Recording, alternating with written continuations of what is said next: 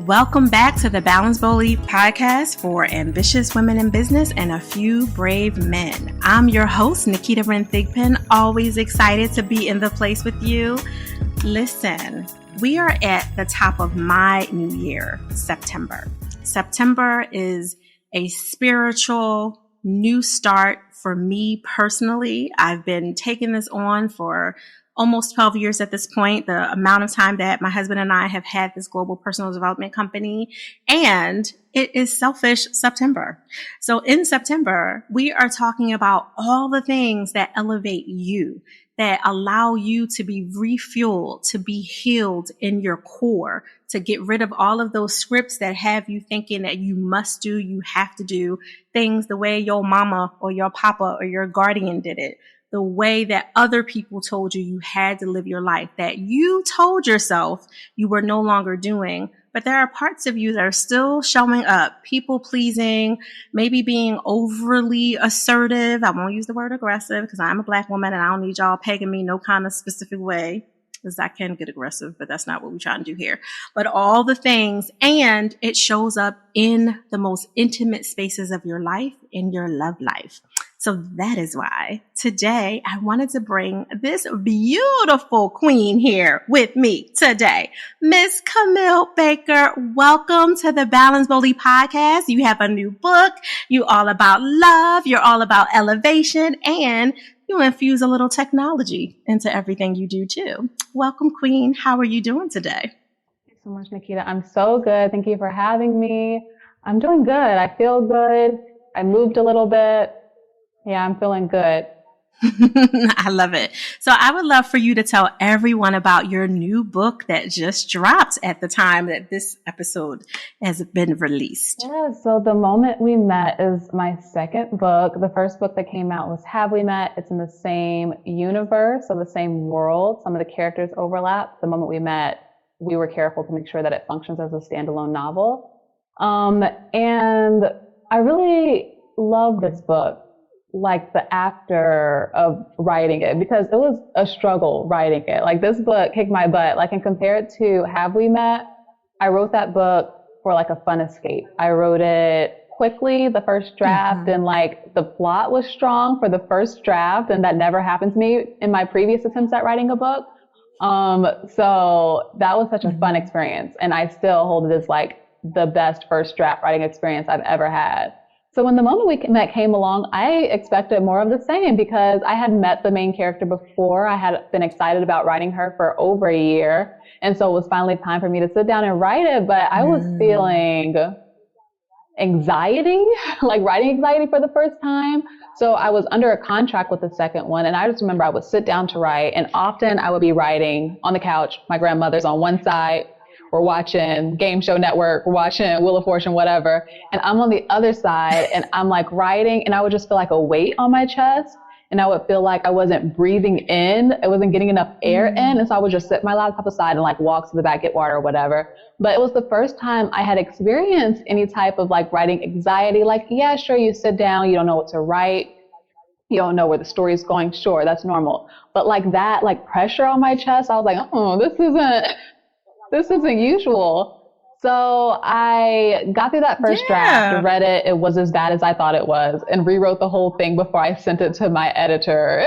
So yeah. And then she helped me, of course, get it even better and closer to being ready for publication. Well, I wonder where do you think that anxiety-like feeling was coming from? Was it something happening in your external world, or do you think you were just wrapped up in your head, maybe analysis paralysis, self-doubt, overthinking, or a combination?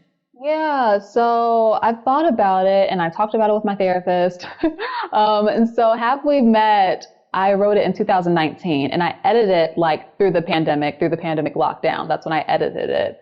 And so this second book was written entirely in the pandemic. So yeah, that external factor of, being in a place. Some people were outside. I was not outside, but so I was writing it. So that's definitely a factor. But also for the first time, I had like money tied to me writing this book. I had contractual obligations of like what day it would be delivered.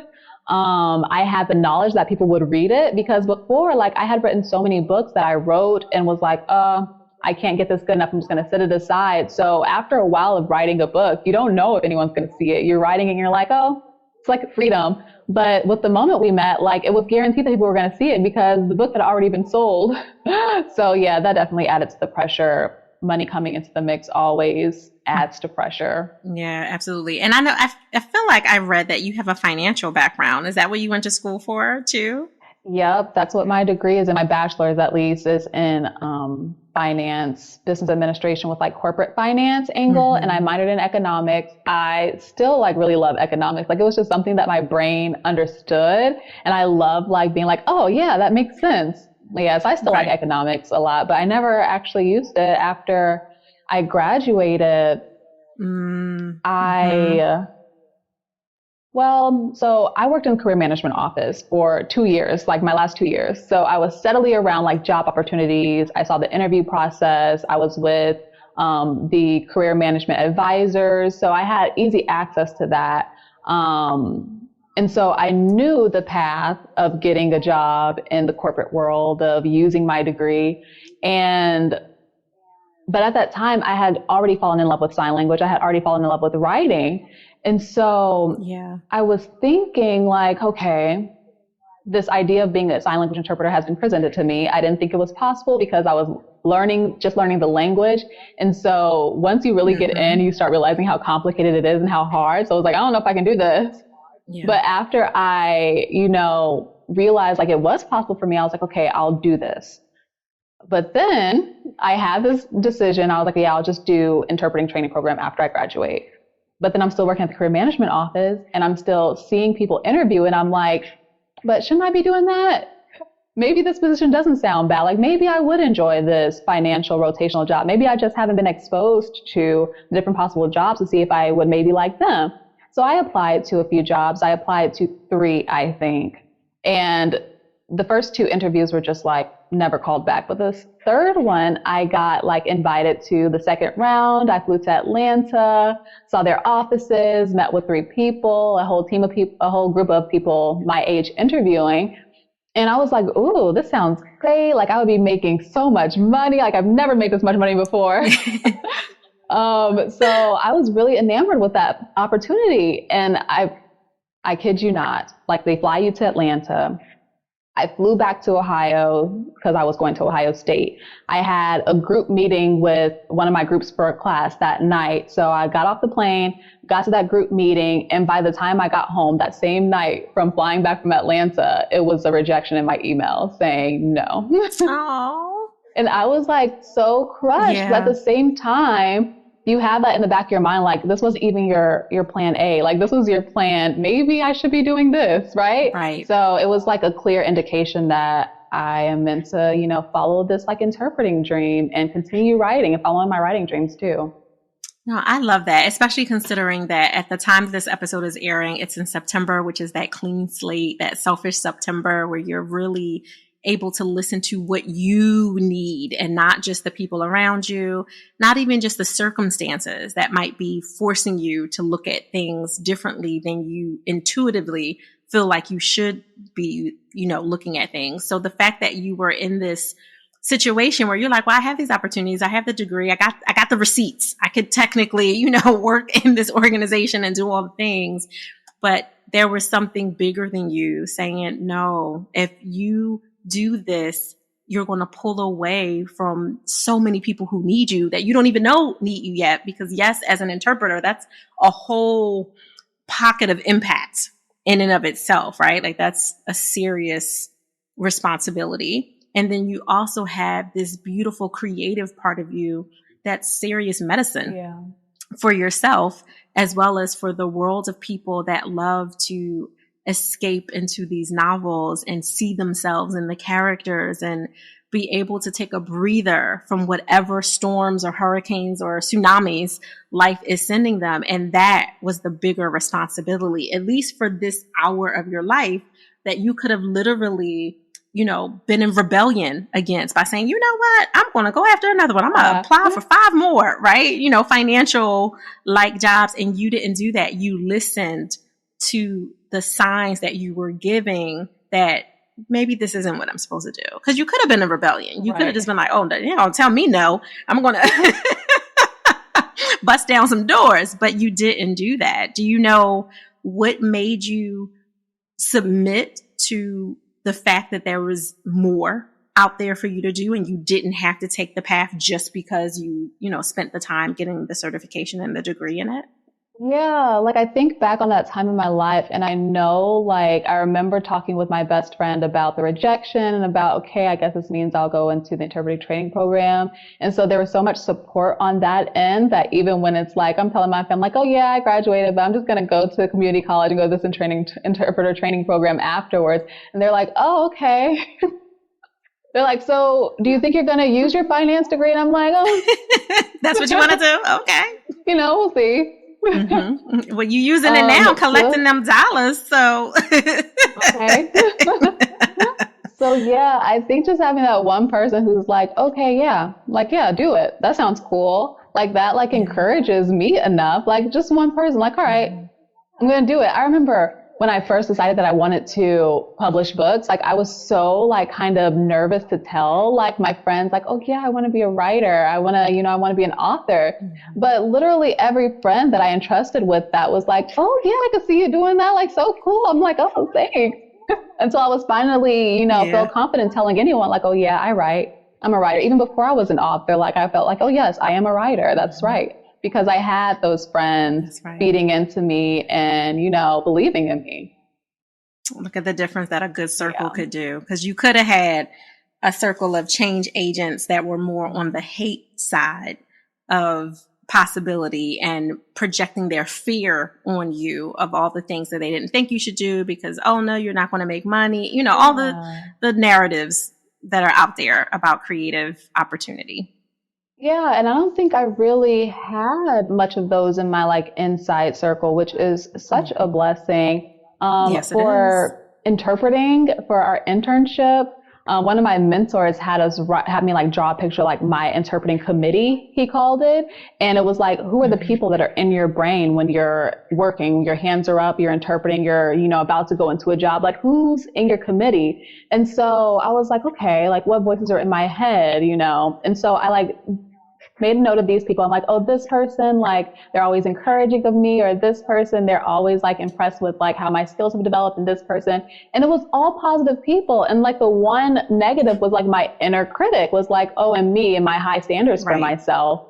And so when I showed it to him, he was like, like, this is really nice that it's a positive committee, because I guess when he gives the assignment to other students, like it was a lot of like negative people who said negative things to them throughout their journey. And I was like, oh, I'm glad.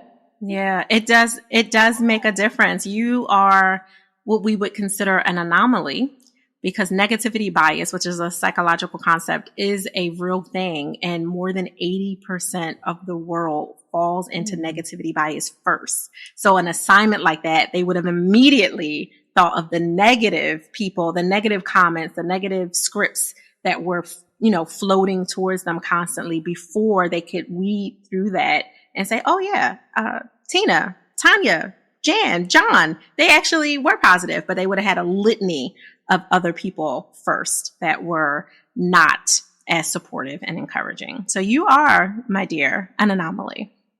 Oh, thanks. I wonder why I am like this. I don't know. I feel like it's my Pisces nature somehow.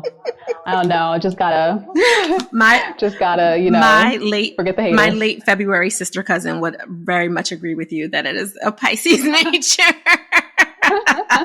There is something about those fishes in you, those swimmers. Mm-hmm.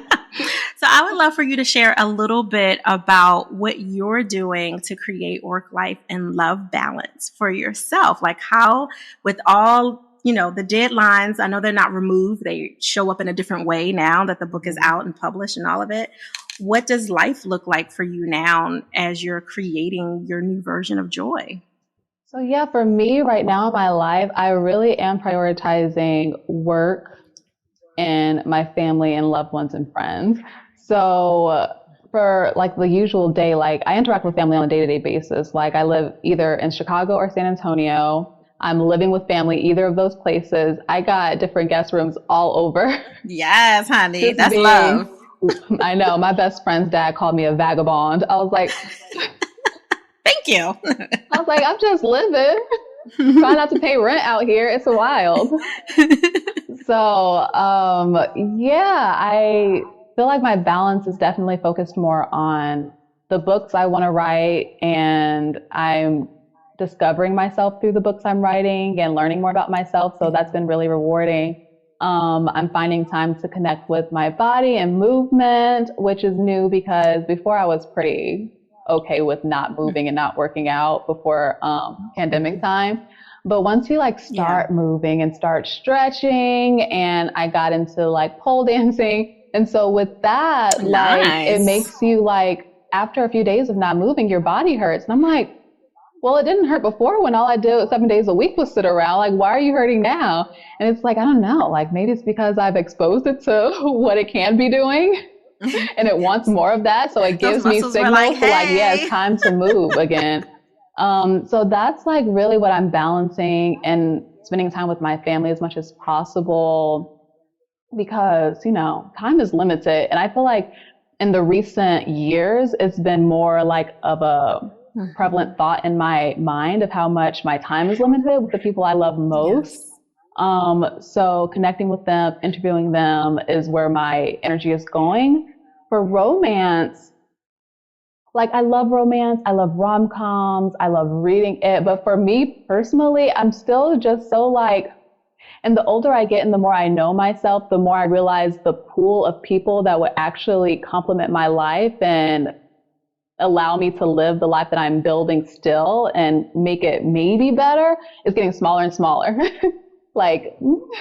Very small chance. So I don't know. I wrote dating apps into this book, and a few times I thought oh, let me see what's on dating apps. This seems maybe I'll meet someone cool who likes to read books and likes to buy me books. But, that's not easy to come by swiping on a dating app. So it's I don't have energy for this, but I'll just pour it into what I do have energy for.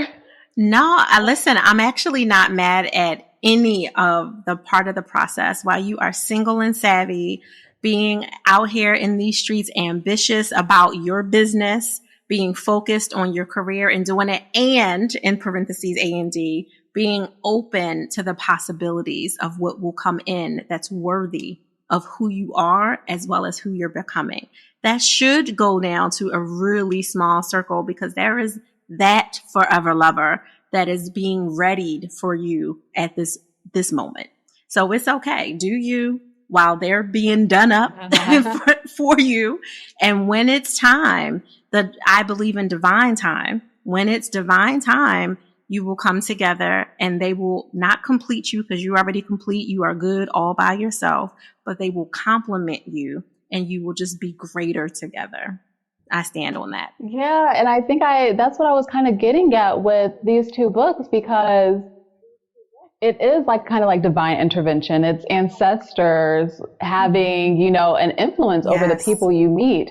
And I think even with my life, my mom, who passed when I was young, influenced who I met. I met my best friend not even a year after my mom passed. And within that next year, her mom also passed. So we were two best friends who both shared that unfathomable loss. And it helped me feel not alone. For the rest of my life, I felt I was not alone with this. So that's what I was getting at with the book too, the people we meet and why we meet them. Absolutely. A lot of what we teach, I'm a balance and relationship advisor who's also a sexologist. And a lot of what I teach the power couples and the married women entrepreneurs that I work with, it's really about not needing anyone. It's who you want, and you being with that person because you want to be with that person. Relationship intimacy is 360 degrees. It's not just about your forever lover, which matters, especially if that's who you want in your ecosystem. But your sister friends, your cousins, your sister cousins, those colleagues that you're oh, we can do more than have water cooler talk. I might actually invite y'all to my house, right?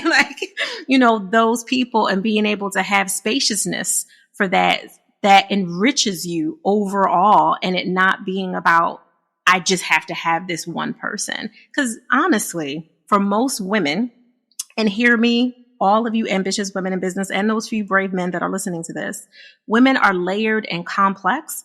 Usually one person, whoever it is not enough for us.